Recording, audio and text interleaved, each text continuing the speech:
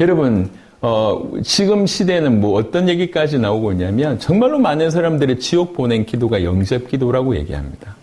여러분, 영접 기도와 영접은 다릅니다. 이 차이가 중요해요. 영접 기도와 영접은 다른 얘기예요. 영접 기도 한 사람들 중에 진짜 영접한 사람은 있지만 영접 이꼬르 영접 기도 아닙니다. 초대교회 영접 기도 있었을까요? 없습니다. 영접 기도가 생긴 지가 불과 한 200년 정도밖에 안 됐어요. 그러니까 효과적으로 하기 위해서 영접 기도를 만들었지만 무슨 착각을 하고 있냐면 영접 기도 이꼬르 영접이라고 하는 착각을 하고 있습니다. 그 착각에서부터 중요한 걸 다 놓치게 됩니다. 그런 적 없습니까? 영접 기도를 시켰는데 전혀 인생이 안 바뀌어요. 근데 영접 기도하면 구원받는다고 했는데 인생이 바뀌지가 않아.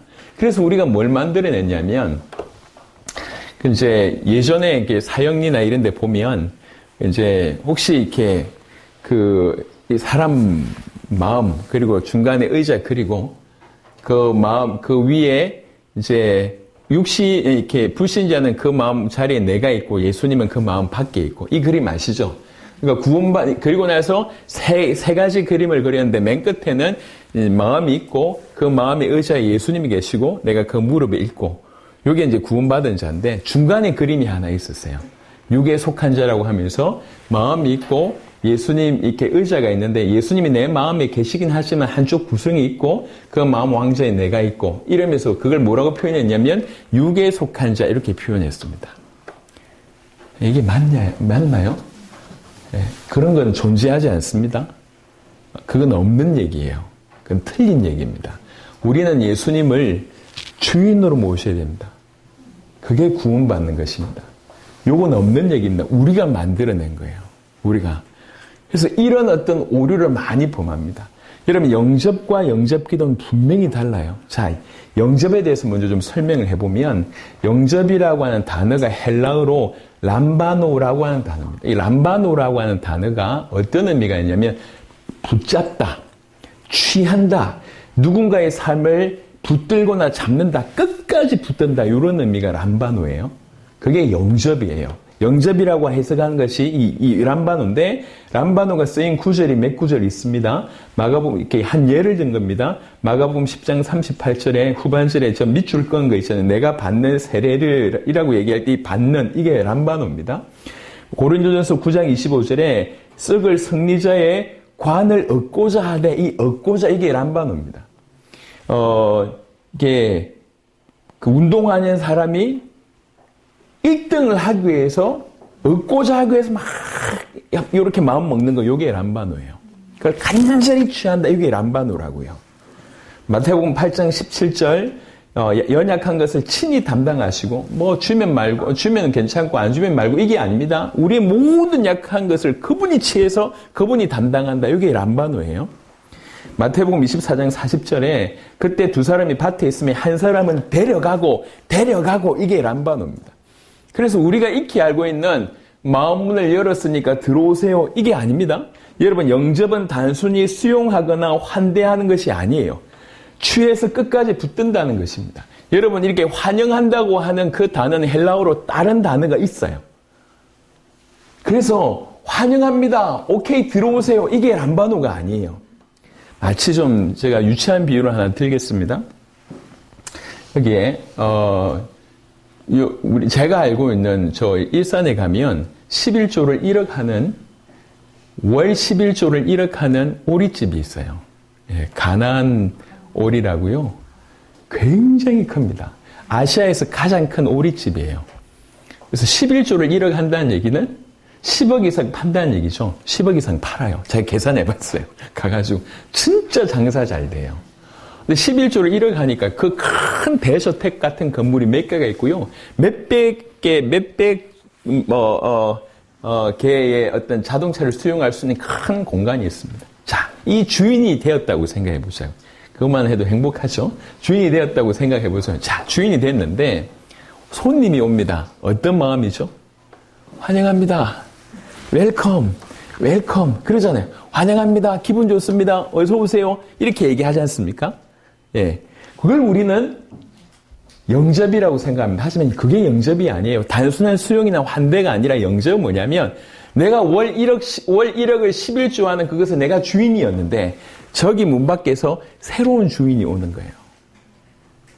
그 새로운 주인에게 내 모든 것을 넘기고 나는 그분의 종이 되는 겁니다. 이게 람바노예요. 차이를 아시겠습니까? 영접이라고 하는 단어가 이 한자의 단어가 우리에게 주는 느낌이 환영한다, 환대한다라고 하는 느낌을 주지만 실제 쓰여진 용어는 그런 의미가 아닙니다. 내 인생의 모든 주권을 그분에게 드리고 내가 그분의 종이 되는 거예요. 이게 람바노입니다. 그 그리스도이신 예수님을 끝까지 취하는 거. 그분 아니면 안 되는 거. 내 인생을 오롯이 그분에게 드리는 거. 이게 영접이에요. 일단 단어로 해석하자면 이렇습니다. 자, 그 외에 조금씩 좀 설명을 좀 드려보겠는데 영접하는 자, 이게 도대체 뭔가요?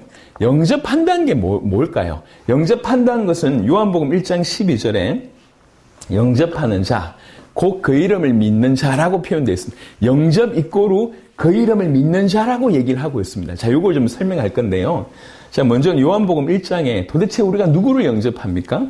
요한복음 1장 1절에는 태초에 말씀이 계시니라 말씀이신 예수님을 영접하는 것입니다. 그리고 그 이 말씀이신데 이 말씀이 하나님과 함께 계셨으며 이 말씀은 하나님이시래요. 말씀인데요. 하나님과 별개이면서 또 하나님과 하나랍니다. 그 요한복음 1장 1절은 기가 막히게 삼위일체를 설명하는 것입니다. 하나님과 함께 계셨다는 얘기는 별개인데 하나님이시래요. 예, 요게 성경에서 얘기하고 있는 기가 막히게 예수님이 삼위일체 중에 한 분이심을 이렇게 설명합니다. 그분은 말씀이시고 그분은 하나님이시고 요한복음 1장 4절에 그분의 생명이시고 그분은 사람들의 빛입니다. 참 빛입니다. 그분을 우리가 영접하는데 이분이 오셨음에도 불구하고 요한복음 1장 11절에 자기 땅에 오면 자기 백성이 영접하지 아니하였다고 얘기합니다. 그런 중에 영접하는 자. 자, 이 사람 정말 대단한 사람입니다. 이 사람은 하나님의 역사가 아니면 영접할 수가 없어요. 그분을 영접하는 자라고 얘기할 수 있습니다. 자, 그 영접하는 자는 성경에 뭐라고 얘기했냐면 그 이름을 믿는 자라고 얘기했습니다. 여러분, 이름이라고 하는 것이 뭐죠? 이름을 뜻하는 것은 그 사람의 본질을 뜻합니다. 그 사람의 전부를 뜻합니다. 그러니까 예수 이름을 믿는다고 한 것은 예수라고 하는 사람의 본질, 예수가 도대체 누구인지를 믿는다고 하는 것입니다. 그러니까 예수 이름을 믿는다고 하는 것은 예수님의 그분 전체가 어떤 분인지를 정확하게 알고 믿는다고 한 것입니다. 예수 이름 믿는다고 한 것은. 그래서 요한 1서 성경 한번 찾아보겠습니다. 제가 아까 설명을 좀 드린다고 했는데요. 요한 1서 5장 1절 한번 보겠습니다. 요한복음 1장 12절과 요한 1서 5장 1절은 사실은 같은 얘기를 하고 있습니다. 요한 1서 5장 1절입니다. 예수께서 그리스도이심을 믿는 자마다 하나님께로부터 난 자니 영접하는 자, 곧 그 이름을 믿는 자들에게는 하나님의 자녀가 되는 권세를 주셨다고 얘기했지 않습니까? 하나님의 자녀의 조건이 영접해야 된다. 그 이름을 믿어야 된다고 요한복음 1장 12절은 얘기했고 요한일서 5장 1절은 하나님께로부터 난 자니 다른 말로 이 하나님의 자녀라는 얘기잖아요. 전제 조건이 뭡니까? 예수께서 그리스도이심을 믿는 자라고 되어 있습니다. 즉 영접한다는 얘기는 예수의 이름을 믿는다는 얘기고 예수 이름을 믿는다는 것은 예수라고 하는 그분이 누구신지 그 예수님의 본질을 믿는다고 하는 것인데 다른 말로 예수님이 하나님의 아들 그리스도라고 하는 사실을 믿는다는 것입니다. 요한복음 1장 12절과 요한일서 5장 1절은 같은 말입니다. 두 성경을 같은 사람이 썼어요. 사도 요한이 이 성경을 썼다고요. 사도 요한이 이 성경을 쓰면서 하나님의 자녀의 조건이 뭔지를 요한복음 1장 12절은 이렇게 설명했고 요한일서 5장 1절은 이렇게 설명한 겁니다. 같은 말이에요. 영접하는 것은 예수 이름을 믿는 것이고 예수 이름을 믿는다고 하는 것은 예수라고 하는 이 사람의 본질이 뭐냐? 도대체 이분이 도대체 누구냐라고 하는 사실을 믿는다는 것인데 그 말은 요한일서 5장 1절로 얘기하자면 예수께서 그리스도이심을 믿는 것이다 라고 설명할 수가 있겠습니다. 그게 영접하는 것입니다.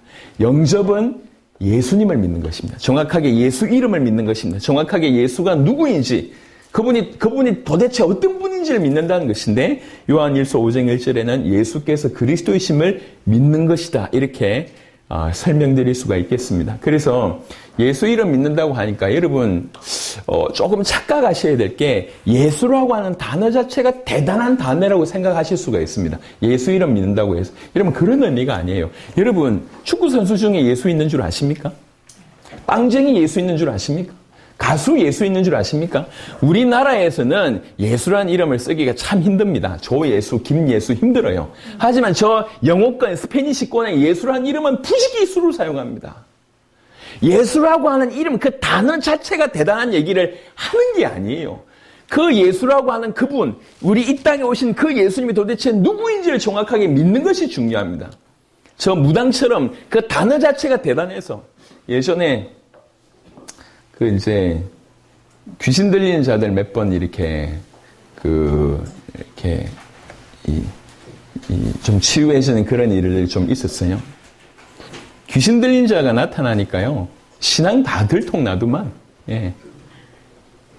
미쳐 날뛰니까, 십자가 막 끊고, 십자가 막 끊으면 어떻게 해결됩니까? 십자가 막 끊고, 그냥 가가지고 예수. 귀신 들린 사람 한 번 나타나니까 믿음 다 들통이 나요. 우리가 예수라고 한 이름을 100번 부르면 능력이 나타납니까? 왜 그렇게 무당식으로 생각을 할까요? 십자가를 계속 끄면 어떻게 됩니까? 그럼 저 드라큘라 나타났을 때 십자가 목걸이 보여주고 이런 수준이잖아요. 그렇지가 않다고요. 예수 이름을 믿는다고 하는 것은 예수라고 한 이분의 본질을, 이분의 인격을, 이분이 도대체 누군지를 믿는다고 하는 것입니다. 예수라고 하는 분이 하나님의 아들이다. 예수라고 하는 분이 그리스도다라고 하는 것을 믿는 것이 영접하는 것입니다. 그게 그래서 요한복음 1장 12절과 요한일서 5장 1절은 같은 본문이라고 생각하고 한번 연결해서 보십시오. 제가 하는 말이 틀린지 맞는지. 하나님의 자녀의 전제 조건은 믿는 것밖에 없습니다. 예수 이름을 믿는 것입니다. 예수라고 하는 분이 하나님의 아들 그리스도라고 하는 그 예수님이 도대체 누구인지를 정확하게 믿는 것입니다. 그게 영접하는 것이라고 볼 수가 있습니다. 요한복음 3장 18절에 그를 믿는 자는 심판을 받지 아니하는 것이요 믿지 아니하는 자는 하나님의 독생자의 이름을 믿지 아니함으로 벌써 심판을 받은 것이라. 하나님의 독생자의 이름을 믿지 아니한다 이 표현이 그 앞절에 그를 믿는 자 이렇게 표현되어 있지 않습니까? 같은 말입니다. 그를 믿는 것이 그 이름을 믿는 것이에요. 사도행전 2장 21절에 누구든지 주의 이름을 부르는 자는 구원을 받으리라 하였느니라. 이 말을 가지고 예수 이름 예수라고 하는 그 단어를 외치면 구원받는다고 생각합니다. 그 얘기가 아니잖아요. 그 얘기가 아닙니다. 주의 이름, 그 주 대신 그분이 어떤 분인지 알고 믿는 것을 주의 이름을 부르고 믿는다고 표현할 수가 있습니다. 보시면 부른다는 얘기는 못 믿는데 부를 수 있냐? 듣지 못했는데 믿을 수 있냐? 이렇게 사도행전 10장에 쭉 풀어내고 있지 않습니까? 그냥 이름을 여러 번 부른다고 구원받는 게 아니라는 것쯤은 우리가 아셔야 됩니다. 사도행전 3장 16절에 그 이름을 믿음으로 그 이름이 너희가 보고 하는 이 사람을 성하게 하였나니 예수로 말미암아 난 믿음이 너희 모든 사람에서 이같이 완전히 낫게 하였느니라. 그 이름을 믿는다는 표현이 그 밑에 설명되어 있습니다. 예수로 말미암아 난 믿음이라고 분명히 설명되어 있습니다. 단어가 대단한 게 아니면 그 단어 때문에 마귀가 뜬다는 이런 생각이 아니라니까요. 요한일서 5장 13절에 내가 하나님의 아들의 이름을 믿는 너희에게 이것을 쓰는 것은 너희로 하여금 너희에게 영생이 있음을 알게 하려 함이니라. 계속 얘기했습니다. 하나님의 아들의 이름을 믿는다고 하는 것은 하나님의 아들을 믿는다는 것입니다. 예수님을 하나님의 아들로 믿는다는 것이라고 설명할 수가 있습니다. 자, 제가 람바논을 통해서 영접을 우리가 이해하고 있는 단순한 수용이나 환대가 아님을 제가 설명했고요. 두 번째는 요한복음 1장 12절과 요한일서 5장 1절을 비교하면서 영접하는 것이 그 이름을 믿는 것이고 그 이름을 믿는 것이 예수 이름을 믿는 것이고 그것이 예수가 어떤 분인지 믿는 것이고 다른 말로 예수님이 그리스도이심을 믿는 것이다 라고 설명했습니다. 자, 세 번째는 본격적으로 영접 기도에 관한 얘기를 좀 해보겠습니다. 여러분 영접 기도할 때 굉장히 중요한 세 군데 중요한 세 구절 구절을 쓰는데 하나가 계시록 3장 20절입니다. 문 두들기면 열어라. 그럼 내가 들어가서 함께 거한다. 요 얘기고요. 또 하나는 로마서 10장 8절 이렇게 따라해라. 이렇게 마음으로 믿어 의에 이루고 입으로 시인해서 구원에 이르니까 따라해라. 로마서 10장 그리고 나서 또 요한복음 1장 12절 요 세 구절 가지고 설명하잖아요. 근데 이 세 구절의 설명이 전부 틀린 얘기예요.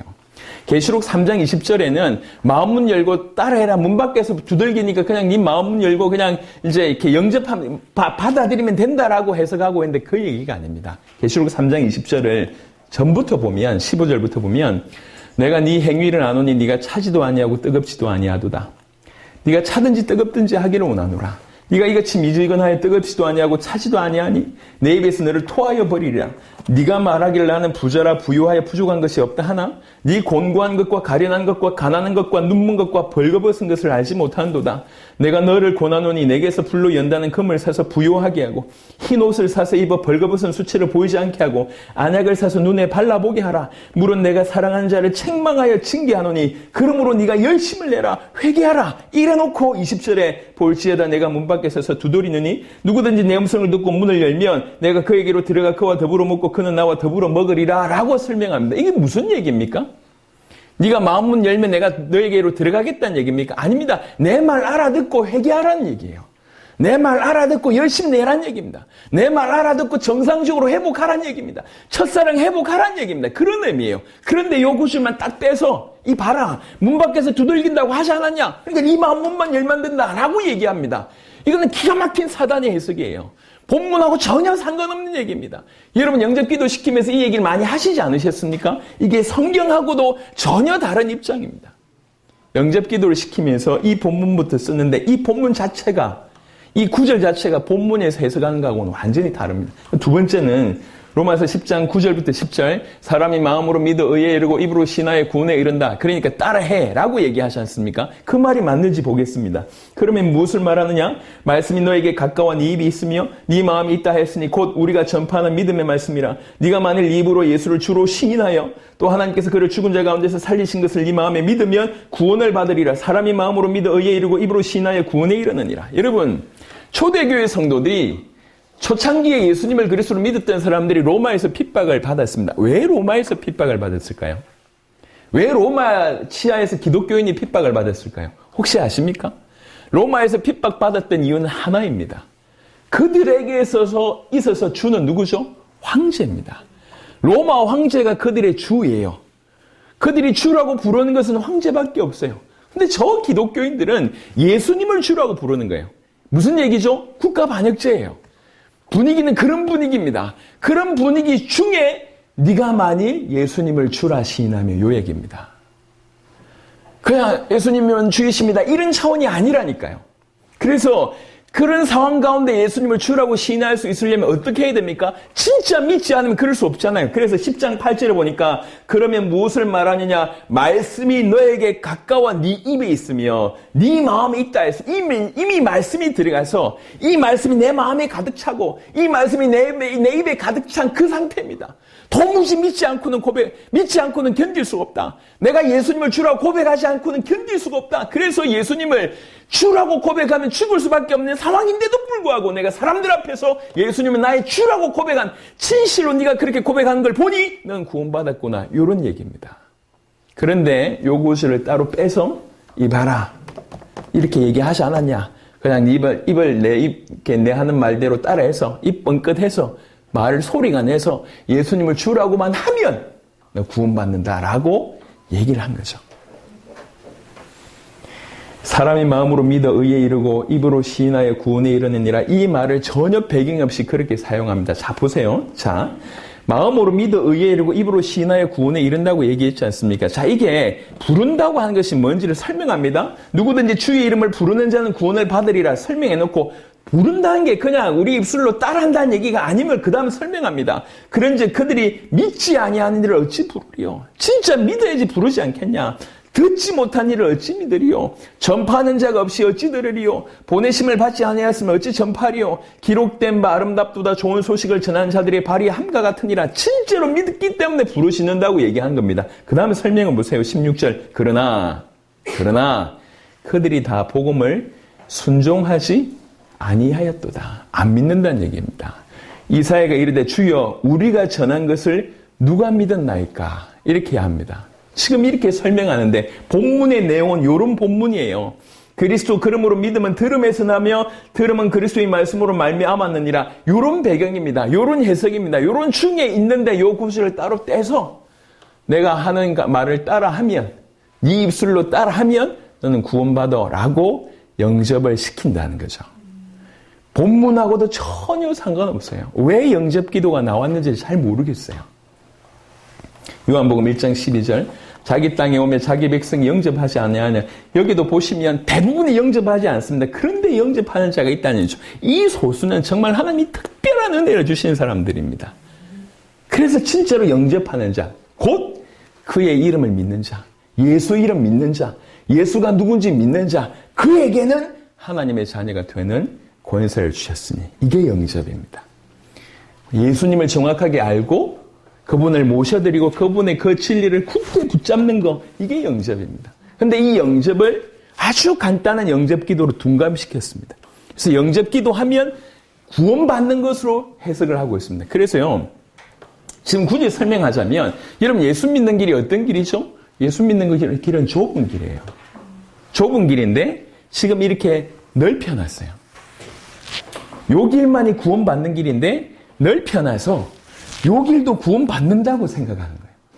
그러니까 영접 기도하면 구원받는다고 생각하는 거예요. 교회를 안 나와도 괜찮고 순종하지 않아도 괜찮고 네 마음대로 살아도 괜찮다. 영접 기도만 해. 이게 사단이 만든 것입니다.